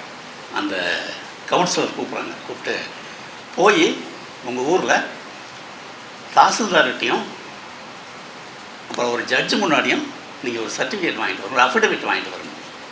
என்னென்னா இந்த பையனுக்கு நீங்கள் தான் அப்பா அம்மானு சர்டிஃபிகேட் வாங்கிட்டு வரணும்னு சொல்கிறாங்க. இவனுக்கு ஷாக்கு. ஏங்க நாங்கள் தானேங்க அப்பா அம்மா இத்தனை நாளாக படித்து வைத்தியம் பார்த்துக்கிட்டு இருக்கோம், எதுக்குங்க சர்டிஃபிகேட்டு? இல்லைங்க நீங்கள் தான் அப்பா அம்மானு தெரியணும்ல அப்படிங்கிறாங்க. ஏங்க நான் சொல்கிறேன் அப்பா அம்மான்னு, அது உங்களுக்கு பெருசு இல்லை, ஒரு தாசில்தார் சொல்கிறது உங்களுக்கு பெருசா? அது அப்படி தாங்க, போய் வாங்கிட்டு வாங்க. அப்பா வந்து ஊருக்கு போய் தாசில்தார்கிட்ட ஏதோ காசு கொடுத்து உடனே வாங்கிட்டு வந்துட்டார். அதாவது நேரில் போய் அவங்க முன்னாடி சைன் பண்ணணும் அஃபிடவிட்டில். அவங்க ஃபோட்டோ ஓட்டிருக்கணும். அந்த ஃபோட்டோவில் நான் தான் இவங்க அப்பா அப்படின்றத இவர் தான் இந்த பையனுடைய அப்பா அப்படிங்கிறத அவர் சொல்லுவார். நம்ம அந்த ஃபோட்டோ மேலே சைன் பண்ணணும். இந்த சிஸ்டம். இவர் போய் தாசில்தார்கிட்ட வந்து பிரச்சனை இல்லாமல் இவங்களை ஹாஸ்பிட்டலில் விட்டு போய் வாங்கிட்டு வந்தால் ஒரு மேஜிஸ்ட்ரேட்டில் வாங்கணும். சென்னையில் அவங்க ட்ரீட்மெண்ட் எடுத்துருக்காங்க. போய் மேஜிஸ்ட்ரேட்டில் வாங்கிட்டு வாங்கன்னு சொல்கிறாங்க. இந்தம்மா அந்த கவுன்சிலர் வந்து ஒரு அட்வொகேட்டோட நம்பர் கொடுக்குறாங்க. இவர்கிட்ட போங்க, இவர் வாங்கி கொடுத்துருவார். இவர் போனோடனே அந்த அட்வொகேட்டு வாங்க, நாளைக்கு வாங்க. ஒவ்வொரு இடத்துலையும் அந்த தகப்பனுடைய அலைக்கழிப்பு தான் ரொம்ப முக்கியமானது. காலையில் இவர் போகிறார் 10 மணிக்கு, ஏங்க டைம் முடிஞ்சு போச்சுங்க, நாளைக்கு வாங்க. என்னங்க இப்படி சொல்லி சொல்லி அலைய வரீங்க? சொல்லும் போதே வெள்ளனா போகணுன்னு சொல்லி வந்திருப்பார் அவர். முதல் நாள் போய் வேஸ்ட்டாக போச்சு டைம். திரும்பி வர்றார். வந்துட்டு அடுத்த நாள் டைமுக்கு போகிறாரு.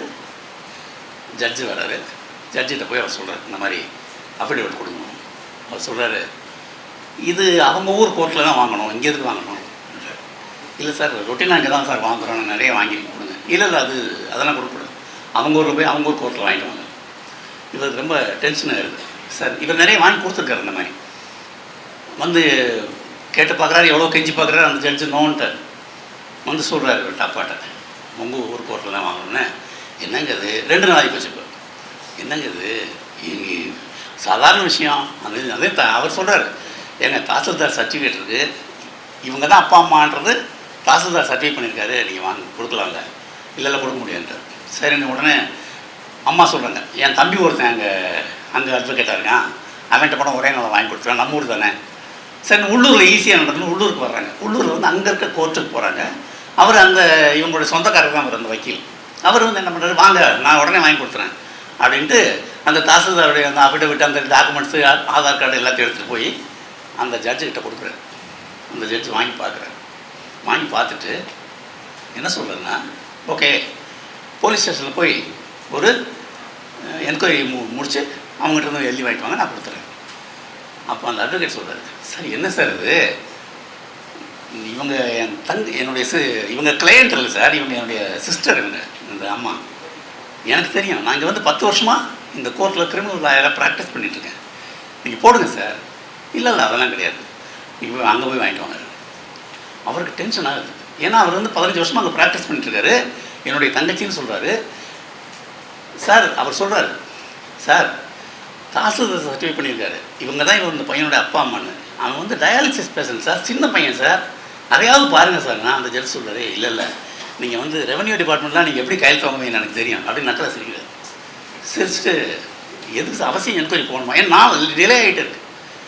அப்போ அவர் சொல்கிறாரு, இல்லை நிறைய கேசஸ் இந்த மாதிரி வருது, இந்த மாதிரி கம்ப்ளைண்ட்ஸ் நிறையா வருது. ஏன்னா கிட்னி டிரான்ஸ்பிளான்டேஷன் ஒரு பெரிய வியாபாரம் ஆயிடுச்சு, பிஸ்னஸ் ஆகிடுச்சு. அதனால் இந்த மாதிரியான இது இருக்குது, வாங்கிட்டு வந்து ரொம்ப ஸ்ட்ரிக்டாக சொல்லிடுது. அப்புறம் போலீஸ் ஆஃபீஸர்கிட்ட போகிறார். ரொம்ப ஆச்சரியமாக அந்த போலீஸ் ஆஃபீஸர் நல்லவர் இருக்கார். அவரை வாங்கி பார்க்குறாரு, எதுக்கு ஒரு 10 நிமிஷத்தில் முடிக்கிற வேலைக்கு எதுக்கு இங்கே அனுப்பிச்சுட்ருக்காங்க உங்களை? இல்லை சார் அவர் அப்படி சொல்கிறேன்னு அதிகாரத்தை காட்டுறாங்க. அதிகாரத்தை யார்கிட்ட காட்டுறதுன்னு இல்லையான்னு சொல்கிறவர் யாருன்னா ஒரு போலீஸ் ஆஃபீஸர். எனக்கு ரொம்ப வியப்பாக இருந்துச்சு. ஒரு போலீஸ் ஆஃபீஸர் சொல்கிறாரு, சொல்லிட்டு உடனே வேலையை முடிச்சு கொடுக்குறாரு. அதில் என்னென்னா டைப் படிக்கிறது உடனே எல்லா இடத்துலையும் நமக்கு வந்து அந்த செக் இருக்கும்.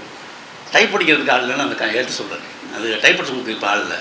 யோ ஏத்தாப்பிட்டு கம்ப்யூட்டர் செல்லில் போய் அடித்து வாங்கிட்டு வாயா, அது மட்டும் இல்லை அதுக்காக காசு வாங்கிறாதான்னு சொல்கிறார் அந்த போலீஸ்கார். ரொம்ப எனக்கு ரொம்ப பிரமிப்பாக இருந்துச்சு தான் பார்க்கும்போது.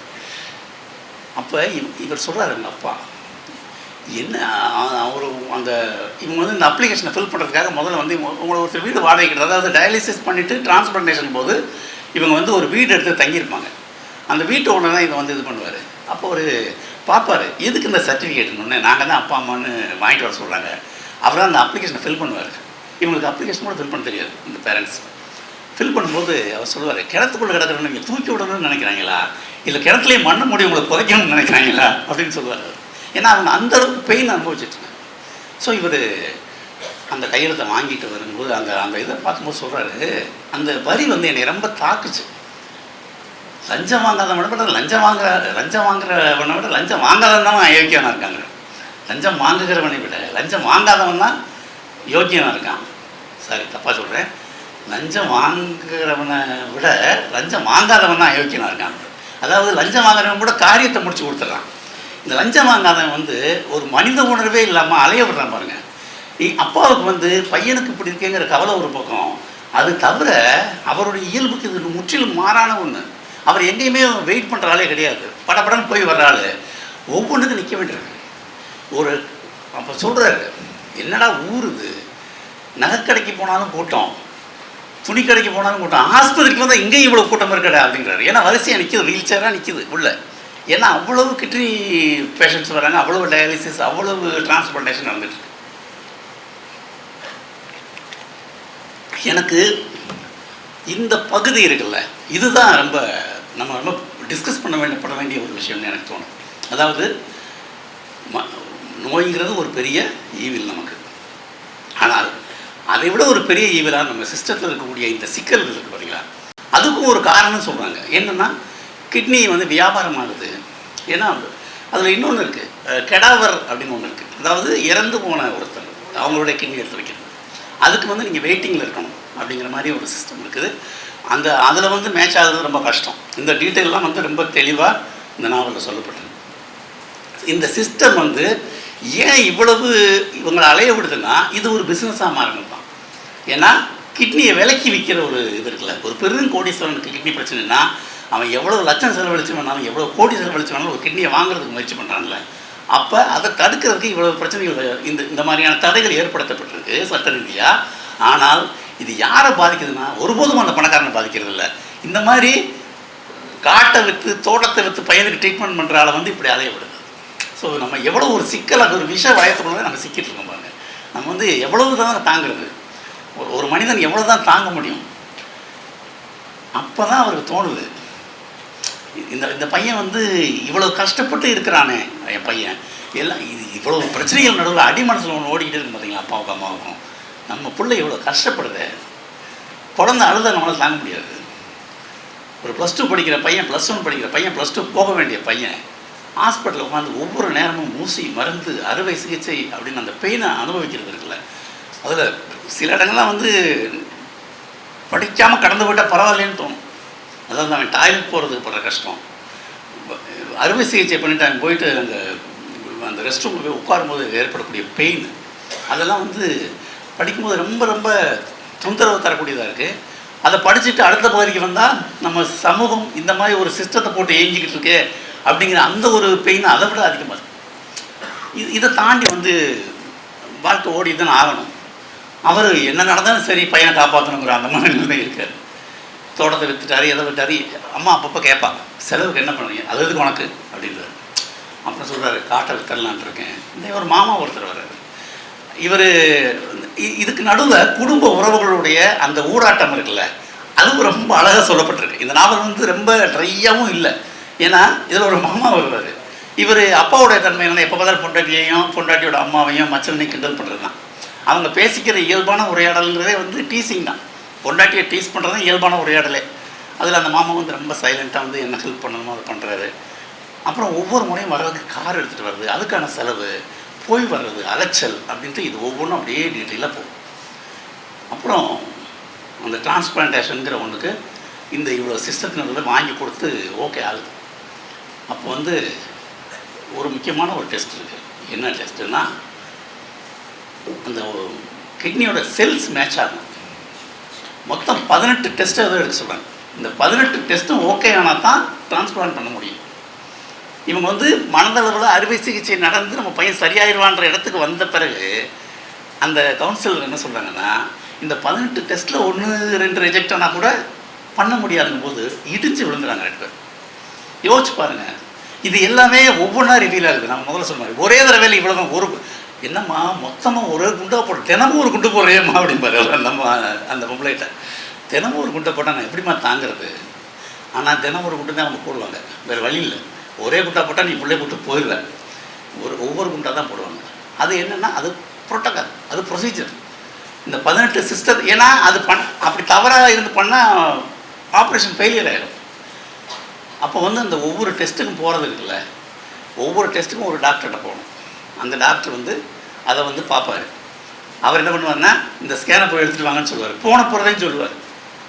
அவரை பார்க்குறதுக்கே 2 மணி நேரம் ஆகும். பார்த்த உடனே ஸ்கேன் எடுத்துட்டோம்னா அந்த ஸ்கேனர் இருக்கிறத தேடி கண்டுபிடிச்சி போயிருந்தேன். அங்கே ஒரு 50 பேர் நிற்பான் க்யூவில். ஸோ அந்த 50 பேர் சாப்பிட்ருக்க மாட்டான். இவனுக்கு டயாலிசிஸ் லேட் ஆகிட்டு இருக்கும் பையனுக்கு.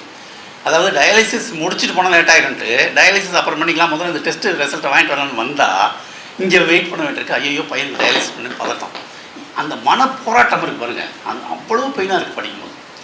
அந்த மாதிரி ஒவ்வொரு டெஸ்ட்டாக போய் எடுக்கிறதுக்கு அவங்க படுற அலைச்சல், அப்போ அந்த ஒரு முக்கியமான மேஜர் டெஸ்ட் என்னன்னா, இது இத்தனை சதவீதம் இப்படி மேட்ச் ஆகணும். ஒரு குறிப்பிட்ட 65% என்னமோ இருக்கணும். இவங்களுக்கு 45 ஏதோ இந்த வேலை பண்ணலாம். ஆனால் 64 இருக்கின்ற மாதிரி ஏதோ ஒன்று சொன்னாங்க, நான் மறந்துச்சு நம்பர். அந்த மாதிரி மேட்ச் ஆகணும் போது ரொம்ப பதட்டத்தோடு இருக்காங்க அவங்க. மேட்ச் ஆகணும் வேணும். அப்போது அந்த அம்மா அழுகுது. நான் நைட்டு அவங்க அப்பா நைட்டில் இந்த பையனுடைய பார்வை தானே கதை இருக்குது, இவன் பார்த்துட்ருக்காங்க, அவங்க பேசுவாங்க. அப்போ அந்த அம்மா அழுகும்போது அவர் ஒரு வார்த்தை விடுவார். அந்த அம்மா பார்த்து, என்ன அவன் கிட்னி போயிருன்னு பயப்படுறியா அப்படின்னு அந்த அம்மா ரியாக்ஷன் எழுதியிருப்பாரு. சி என்ன பேச்சு பேசுகிற அப்படின்னு அந்த அம்மா ஒரு வரி தான் சொல்லுவோம். நீங்கள் அந்த இடமெல்லாம் வந்து ரொம்ப எமோஷனலான ஒரு இடம். அந்த எனக்கு முழுக்க அந்த தகப்பனாக தான் நான் அந்த கதையை நான் படித்தேன். எனக்கு ரொம்ப டிஸ்டர்பிங்காக இருந்துச்சு. என்னடா இது அப்படின்ட்டு. அவன் என்னென்னா அவங்க இன்டென்ஷனலாக அவன் கேட்க மாட்டான். அவன் என்ன செய்கிறதுன்னு தெரியல அவனுக்கு. இப்போ அது முழு நேரம் பதட்டத்தோடு அவன் அப்படிலாம் பேச வேண்டிய ஒரு சூழ்நிலை இருக்கான். அப்படியா போயிட்டுருக்கோம். கடைசியாக அந்த ரிசல்ட் வரும், மேட்ச் ஆயிடுச்சு, பண்ணிடலாம் அப்படிங்கும்போது ஒரு பெரிய இவ்வளவு நாள் சஃபரிங்கில் ஒரு நம்பிக்கை கீற்றாக இது இருக்குது அப்படின்னு இவங்க நினைக்கிறாங்க. அந்த இடத்துல இவன் அந்த ஆப்ரேஷனுக்கு தயாராகிறான். அது வந்து ரொம்ப ஒரு என்ன சொல்கிறது, அதை விவரிச்சிருக்க விதம் இருக்குது பார்த்தீங்களா. நானே ஒரு ஆப்ரேஷனுக்கு தயாராகிற மாதிரி இருந்துச்சு. அந்த பையனுக்கு டிரான்ஸ்பிளான்ட் பண்ண போகிறாங்க. அந்த இடத்துல தான் வந்து நம்ம சமூகத்தில் இமயம் வந்து நம்ம எழுதும் போதே நம்ம சமூகத்தை செருப்பால் அடிச்சுக்கிட்டே இருப்பார். அப்போ அவருடைய எழுத்துக்களின் மிகப்பெரிய சிறப்பு என்ன, அது நம்ம முகத்தில் காரி உமிழ்கிற ஒரு விஷயத்தை அவர் வந்து அலட்டாமல் செய்வார். அது அப்போ வந்து நம்ம கூச்சப்படுமே தவிர கோபம் வராது அவர் மேலே. இதில் ஒன்று பண்ணியிருக்காரு. என்ன பண்ணியிருக்காருன்னா, என்றைக்கு ஆப்ரேஷன் பண்ணலாம் அப்படின்னு அந்த அம்மா கேட்குது. என்றைக்கு வசதியை எவ்வளோ சீக்கிரம் பண்ணுமோ பண்ணிடணும்னு இந்த ஆள் சொல்கிறார் அப்பா.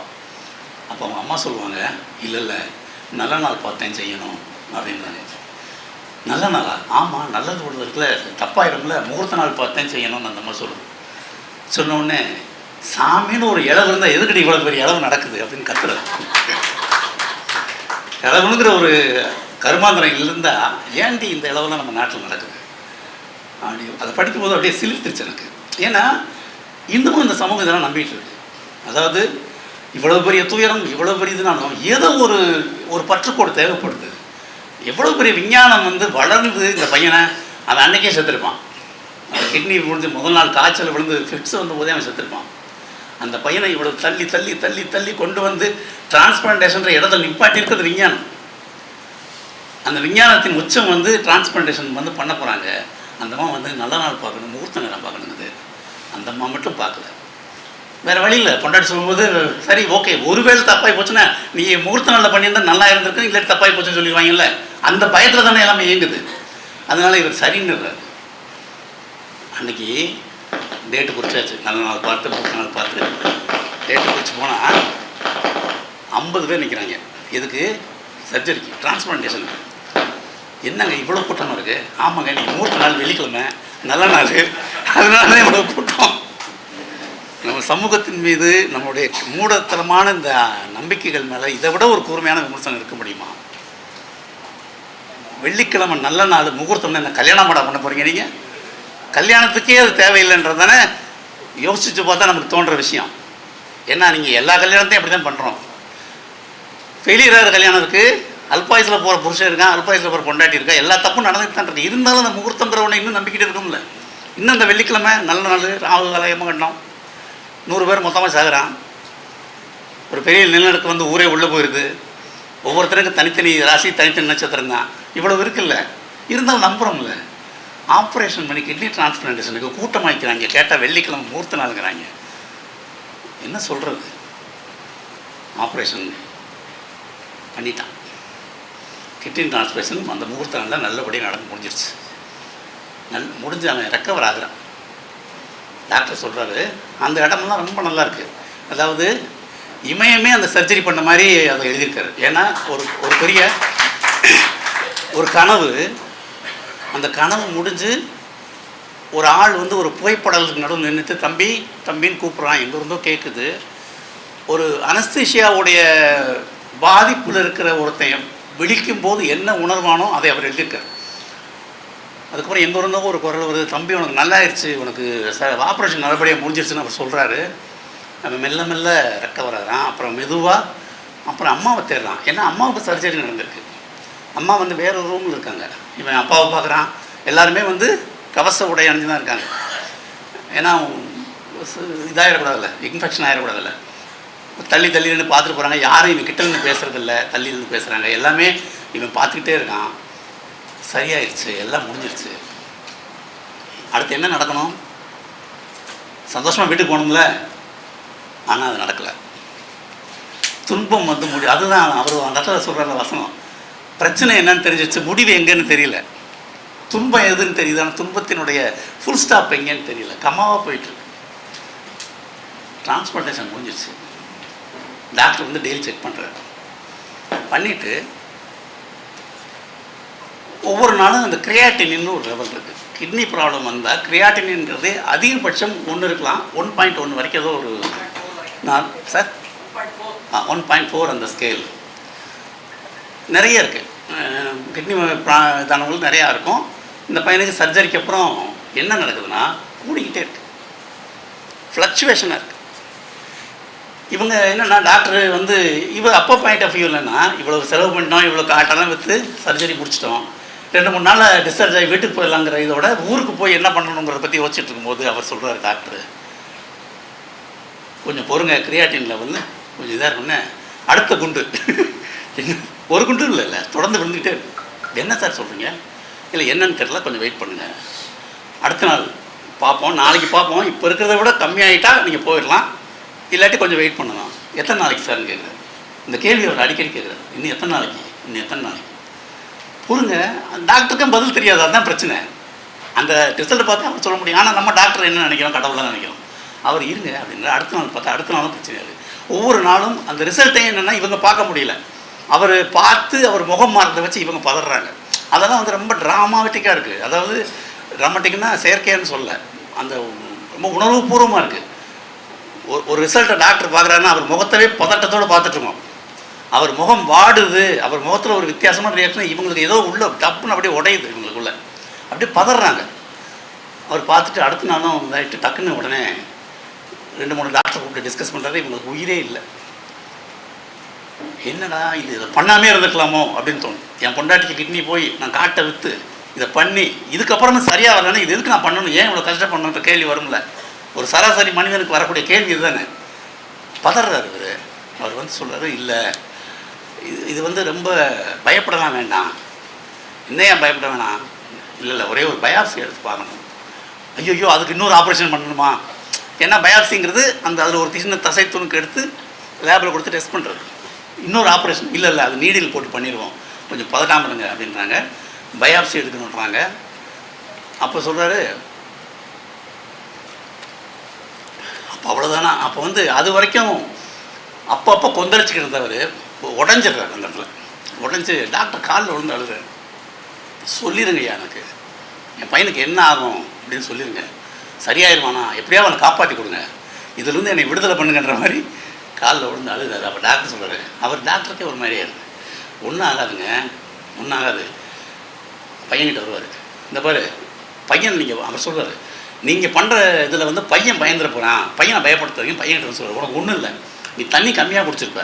6 லிட்டர். அதாவது என்னென்னா டயாலிசிஸ் பண்ணும்போது நீங்கள் அதிகம் தண்ணி குடிக்கக்கூடாது, வாயை மட்டும்தான் நினைக்கணும். இப்போ நான் குடிக்கிற மாதிரி நாக்கை நினச்சிட்டு குடிக்கணும். ஆனால் நீங்கள் ஒன்ஸ் இந்த டிரான்ஸ்பிளான்டேஷன் பண்ண பிறகு 6 லிட்டர் தண்ணி குடிக்கணும். இவனுக்கு வயிறு நிரம்பினா கூட தண்ணி குடின்னு சொல்லுவாங்க. நீ சரியாக தண்ணி குடிச்சிருக்க மாட்டேன், அதனால கிரியாட்டின் லெவல் கூடி இருக்கும், அதனால் நிறைய தண்ணி குடி, அப்புறம் பயாப்சி பண்ணிட்டு நான் மாத்திரையை மாற்றிடுவேன், அப்புறம் சரியாயிடும் அப்படி சொல்லி ஒரு ஹோப் கொடுக்குறாரு. ஹோப் கொடுத்தோன்னா வந்து என்ன சொல்லலாம், அந்த பையனுக்கு என்ன தெரியும். சரி, அடுத்து என்னென்னா இந்த இடத்து வரைக்கும் நீங்கள் வந்த பிறகு உங்களுக்கு நீங்கள் இதில் என்னென்னா இதில் நீங்கள் உள்ளே போயிட்டீங்கன்னா நீங்கள் ரிவர்ஸே கிடையாது, கோயிங் பேக் கிடையாது. படிப்படியாக உள்ளே தான் அந்த மருத்துவத்துக்குள்ளே போயிட்டு தான் இருக்கணும். டிரான்ஸ்பிளான்டேஷன், அதுக்கப்புறம் இந்த பயாப்சி, அதுக்கப்புறம் என்ன வர ரிசல்ட்டை பொறுத்து அடுத்த கட்டத்துக்கு நீங்கள் பின்னாடி திரும்பி போகவே முடியாது, சாவு தான் பின்னாடி திரும்பி போகணும். ஸோ அது பயாப்சிக்கு ஒத்துக்கிட்டு இந்த பையன் பயாப்சிக்கு ஆப்ரேஷன் தியேட்டர் நோக்கி போகிறதுக்கு ரெடி ஆகிறான். அந்த ட்ரெஸ்ஸை மாற்றி அந்த கவுனை போடுறாங்க, வீல் சேரில் உட்கார சொல்கிறாங்க. இது வரைக்கும் என்னென்னா அவன் என்ன இருந்தாலும் குழந்தை தானே, அதுக்கு முன்னாடி வீல் சேரில் போகிறது அவனுக்கு ஜாலியாக இருக்கும், அவன் அப்படியே தள்ளிட்டு போகிறது அவனுக்கு ரொம்ப இன்ட்ரெஸ்டிங்காக இருக்கும். அப்போ வீல் சேரில் உட்காரவே பிடிக்காது அவனுக்கு. ஏன்னா அவன் வந்து ஃபெட்டப் ஆகிட்டான், அவனுக்கு அழுத்து போச்சு இதெல்லாம். அந்த பையனுக்கு வேண்டாம் விருப்பம் உட்காரான், தள்ளிட்டு போகிறாங்க. அங்கே கதை முடிஞ்சிடும். நாவல் மட்டும்தான் அங்கே முடிஞ்சதே தவிர அதை படித்த பிறகு என்னுடைய மன உணர்வுகள் இருக்கு இல்லையா, அந்த கொந்தளிப்பு அடங்கவே இல்லை இப்போ வரைக்குமே. ஏன்னா நம்ம வந்து வாழ்க்கையை வந்து நம்ம என்னவா பார்த்துட்ருக்கோம், ஏன் லிட்ரேச்சர் படிக்கணும், இந்த மாதிரி ஒரு பெயின்ஃபுல்லான நாவலை நான் ஏன் படிக்கணுங்கிற கேள்வி எனக்கு வந்துச்சு. இவ்வளவு பெரிய துயரம் தரக்கூடிய, என்னை அழ வைக்கக்கூடிய ஒரு நாவலை நான் ஏன் படிக்கணும்? அதை படிக்கிறதுனால எனக்கு என்ன கிடைச்சிச்சு? நம்ம கிட்னிக்கு ஏதாவது ஒன்றா நாளைக்கு நமக்கு இப்படி தானே நடக்கும் அப்படிங்கிற பயம் எல்லாருக்கும் வரும் அதை படித்தா. இப்போ பயத்திலே உயிர் போகிறது கூட வாய்ப்பு இருக்குது, அவ்வளோ விஷயங்கள் நாவல். ஆனால் இலக்கியத்தோட வேலையே என்னென்னா, நிகர் வாழ்க்கைன்னு ஒன்று வாழ்வோம். நம்ம இலக்கியம் வாசிக்கிறவனுக்கு கிடக்கூடிய மிகப்பெரிய ஒரு பலன் என்னென்னா, அவனால் பல்வேறு விதமான வாழ்க்கைகளை வாழ முடியும். என்னுடைய ஒரிஜினல் வாழ்க்கையை நான் வாழ்ந்துக்கிட்டே இந்த நாவலை நான் படிக்கும்போது, நான் ஒரு 6 மாதம் ஆஸ்பத்திரியில் இருந்து வந்திருக்கேன். ஒரு 6 மாதம் ஒரு பெரும் பொருளாதார கஷ்டங்களை நான் அனுபவிச்சிருக்கேன். என்னுடைய பையன் படுற வேதனையை பார்த்து நான் துடிச்சிருக்கேன். அந்த ஒரு நிகர் வாழ்க்கையை என்னை வாழ வைச்சது இந்த புத்தகம். இலக்கியம் கொடுக்கக்கூடிய இன்பமும் அதுதான், துன்பமும் அது.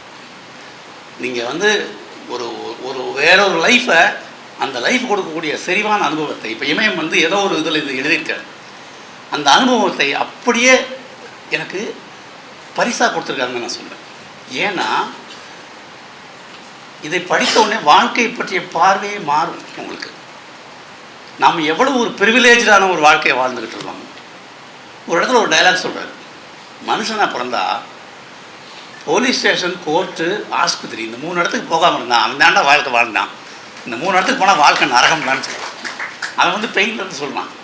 என்னென்னா, அவன் ஃபஸ்ட்டு ஹாஸ்பிட்டலுக்கு போனான், அப்புறம் கோர்ட்டுக்கு போனான், 3வது போலீஸ் ஸ்டேஷனுக்கு போவான். போலீஸ் ஸ்டேஷனில் போய் அந்த இதுக்கு அப்டேட் வாங்க நிற்கும் போது சொல்லுவான், கடைசியில் எங்கே கொண்டாந்து நிப்பாட்டிருக்கு பார்த்தியா என்னைய லைஃபு அப்படின்னு சொல்லுவான். கடைசியில் வாழ்க்கை என்னை எங்கே கொண்டாந்து நிப்பாட்டிருக்கு பார்த்தியா. இமயத்தின் கதைகளில் தத்துவம் இப்படி தான் இருக்குது. எனக்கு ரொம்ப பிடிச்சது அவர்கிட்ட, பல நாவல்களை படிக்கிறோம், தத்துவம் சொல்லியே ஆகணும்னு சில ஆசிரியர்கள் நினைக்கிறாங்க, எழுத்தாளர்கள். படிக்கும்போது துயரமாகவும் கோபமாகவும் இருக்கும். வாழ்க்கை என்பது வெயிலில் நடப்பது போன்றது. சில இடங்களில் கால் சுடும், சில இடங்களில் நிழல் இருக்கும், அப்படியே நடந்து போய்கொண்டு இருக்க வேண்டியதான் அப்படின்னா அது ஒரு தத்துவம். இது மாதிரி சொல்லிட்டே போகலாம். வாழ்க்கை என்பது ஒரு ஆற்றுக்குள்ளே கடந்து போவது போல், அதில் முதலைகள் இருக்கும், பூக்கள் இருக்கும், மீன்கள் இருக்கும் சொல்லலாம். இதெல்லாம் ஏதாவது தத்துவம் எழுதணுமேன்னு நினச்சிக்கிட்டு எழுதுறது, வலியை ஒன்றை சொல்லணும்னு பாவனை பண்ணி சொல்கிறது அபத்தமாகவும் அசிங்கமாகவும் இருக்கும் அப்படிப்பட்ட புத்தகங்களில், அப்படிப்பட்ட தத்துவங்களை படிக்கும்போது. ஆனால் இமயத்தின் கதைகளில் எனக்கு ரொம்ப பிடித்த விஷயம், இந்த கதையில் அவர் 1000 தத்துவம் அந்த மாதிரி சொல்லியிருக்க முடியும். ஏன்னா அவ்வளவு கனமான, அவ்வளவு செறிவான ஒரு கடத்தை கொண்ட இந்த கதையில் அவர் சொல்கிறது, அதுக்கு இடமே வைக்கிறவர். எல்லாத்தையும் நான் கேட்குறேன், எல்லா கேள்விகளையும் நான் எழுப்புகிறேன். இந்த சிஸ்டம் பற்றின கேள்விகள் வந்து நான் தான் கேட்குறேன். அவர் வெளிப்படையாக அந்த புலம்பலை தான் ஒன்று சொல்கிறாரே தவிர்த்து, அந்த பாத்திரத்தின் வரம்பை மீறாமல் அந்த பாத்திரத்துக்குள்ளே நின்று என்ன சொல்லணுமோ அந்த முகத்தில் அடிக்கிற மாதிரி சொல்கிறார். எங்கேயுமே அவருடைய குரல் துருத்தி தெரியாது. இமயத்தினுடைய அத்தனை படைப்புகள்லையும் வந்து ஒரு வலின்னா அந்த வலி உங்களை கடத்தும். பெற்றவங்கிற அந்த ஒரு கதையில் அந்த பெற்றவனுடைய வலியை உங்களுக்கு கடத்துவார். அதே போல் என் கதைன்னு ஒன்று, எனக்கு இமயத்தின் கதைகளில் ரொம்ப ரொம்ப பிடிச்ச ஒரு கதை. ஒரு நடுத்தர வயது மனிதனுடைய அந்த பாலினம் சார்ந்த அல்லாட்டத்தை வந்து அவ்வளவு எக்ஸலண்ட்டாக ஞானி படிச்சுட்டு, என்ன இமயம் இதனை சொந்த கதையா அப்படின்னு கேட்டார் இமயத்துக்கிட்ட. அந்த கேணி கூட்டத்துக்கு வந்திருந்தார். அப்போ கேட்டார், எனக்கு உண்மையிலேயே அந்த அந்த கேணி கூட்டத்தை மறக்கவே முடியாது. இமயம் வந்து ரொம்ப அற்புதமாக அன்றைக்கி பேசினேன். அந்த மாதிரியான ஒரு எழுத்து இருக்கு இல்லையா, அந்த வலியை சொல்கிற தத்துவமே இல்லாமல் போகிற போக்கில் மனிதர்கள் எப்படி இயல்பாக பேசுவாங்களோ அதுதான் தத்துவம். தத்துவங்கள் அப்படி தான் உருவாகி வரணுமே தவிர, நீங்கள் வலிய ஒரு எழுத்தாளர் நான் இருக்கேன் நான் இவ்வளோ பெரிய அறிவாளி, எந்த இடத்துலையும் இமயம் தன்னை அறிவாளியாக காட்சிக்கொள்ள முயல்வதே கிடையாது. அதுதான் அவருடைய மிகப்பெரிய ப்ளஸ் அப்படின்னு நான் சொல்வேன். நான் சொன்ன மாதிரி ஒரு கிட்டத்தட்ட 30 ஆண்டுகளாக தமிழ் இலக்கியத்துக்கு தொடர்ந்து கொடையளித்து கொண்டு இருக்கிற ஒரு மகத்தான கலைஞனை வாழ்த்தி பேசுகிற வாய்ப்பு, அந்த நாவலை பற்றி பேசுகிற வாய்ப்பு எனக்கு கிடைப்பது மிக மிக மகிழ்ச்சி. இந்த களம் அமைப்புக்கும் நண்பர் துளசி அவர்களுக்கும் மற்ற நண்பர்களுக்கும் என்னுடைய மனமார்ந்த நன்றியை தெரிவித்துக் கொள்கிறேன். நன்றி.